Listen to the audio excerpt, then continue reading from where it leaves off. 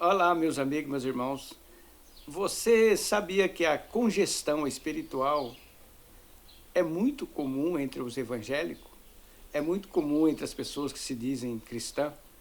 O apóstolo Paulo, lá no livro de Coríntios, falou para os coríntios que eles não poderiam suportar verdades espirituais porque eles ainda não eram crianças e eles eram tardios, nécios em se desenvolver.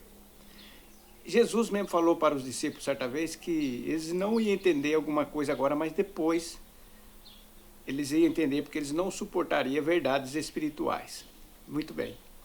Certa vez numa igreja, quando eu pregava nas igrejas, né, pentecostal, Assembleia de Deus, eu vi uma congestão espiritual instantânea se instalar na liderança que estava sentado, que eles ficam tudo sentado em cima, né, a liderança, e a congestão deu exatamente onde eu menos esperava.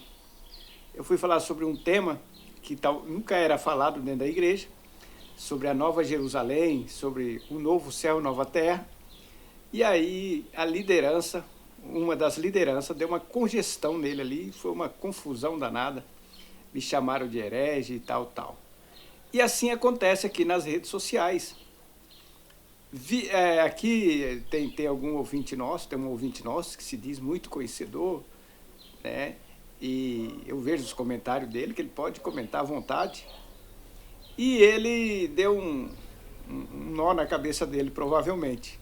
Deu uma congestão nele, porque quando nós estamos falando de coisas espirituais, porque um texto inteiro, por exemplo, um capítulo, um versículo fala de uma coisa, daqui a pouco já muda tudo. E nós que conhecemos a palavra de Deus, sabemos o momento que é para determinada, por exemplo, a Jerusalém terrena. Sabemos quando a palavra de Deus está falando. A Jerusalém futura, sabemos também.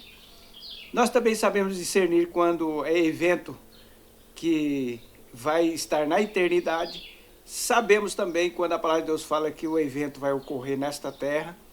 E eles não conseguem entender isso e acaba dando uma congestão espiritual, né? Uma congestão é como uma comida forte. O seu estômago não está preparado para um alimento mais forte, como o caso de criança, né? E aí dá essa congestão. Mas existe aqueles também que não querem ter conhecimento. Eles já estão condicionados àquilo.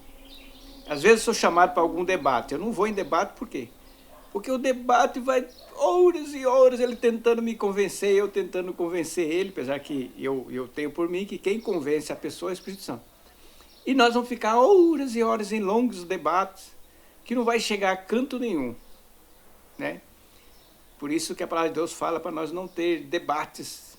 A Bíblia fala, o herege adverte ele uma, duas, três vezes e pronto, não fica debatendo. Eu vejo aqui pastores até renomado, conhecedor, e fica debatendo, fica tendo um desgaste emocional muito grande e não vale a pena. Por isso que eu não entro em debate com essas pessoas, porque eles não estão ali e falam assim, peraí, e se eu tiver errado? Eles não falam isso, né? E se eu tiver errado e ele tiver certo, né? Eu mesmo, muitas vezes, eu falei, será que eu estou errado nisso?